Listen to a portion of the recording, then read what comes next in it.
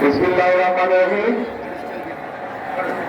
আজকে হযরত শাহ মখদুমের এই পূর্ণভূমি রাজশাহীতে অনুষ্ঠিত নির্বাচনী জনসভার সম্মানিত সভাপতি, মঞ্চে উপস্থিত ধানের শীষের প্রার্থীবৃন্দ সহ সহকর্মীবৃন্দ এবং আমার সামনে উপস্থিত হাজারো লক্ষ রাজশাহী, নাটোর, চাঁপাইনবাবগঞ্জ থেকে আগত প্রিয় ভাই ও বোনেরা, উপস্থিত মুরব্বীবর্গ, আসসালামু আলাইকুম।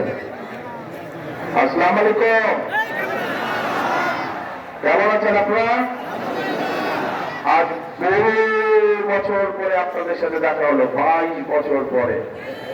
আপনাদের এখানে শেষ এসেছিলাম আমি 22 বছর আগে, প্রায় 2005 সালে বলে না, 2004 সালে এসেছিলাম। কয়েকবার এসেছিলাম, তখন 4 আগে কয়েকবার এসেছিলাম। রাজশাহী জেলার বিভিন্ন উপজেলায় গিয়েছিলাম। শীতের সময় গিয়েছিলাম গরিব দুস্থ মানুষকে কম্বল পৌঁছে দিতে। গরমের সময় গিয়েছিলাম মা বোন, দুস্থ মা বোন, নারী যারা ছিলেন তাদেরকে এসছে হাঁস, ছাগল এগুলো বিতরণ করার জন্য। কাজেই আপনাদের সাথে আমার একটি আত্মার সম্পর্ক রয়ে গেছে এই রাজশাহীর মানুষের সাথে। ভাই বোনেরা, আজ এটি নির্বাচনী জনসভা, তাই তো?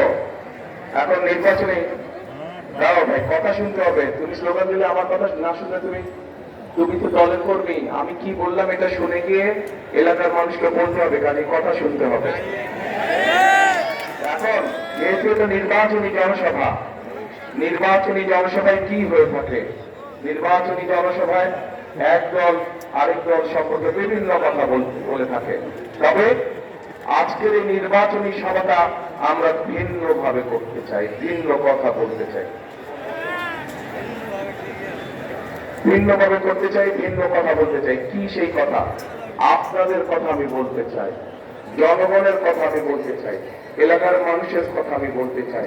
যেই কথাগুলো বললে, যে বিষয়গুলো আলোচনা করলে পরে মানুষের উপকার হবে, এলাকার মানুষের উপকার হবে, জেলার মানুষের, উপজেলার মানুষের উপকার হবে। প্রিয় ভাই বোনেরা, যখনই অন্য জেলার মানুষ রাজশাহী নিয়ে কথা বলে, তখনই দুটো বিষয় তাদের চোখের সামনে ভেসে ওঠে। প্রথমে কোন জিনিসটা ভেসে উঠে বলেন তো? কোন জিনিসটা প্রথমে রাজশাহী বললেই কোনটা বোঝায়? পদ্মা নদী, পদ্মা নদী, পদ্মা।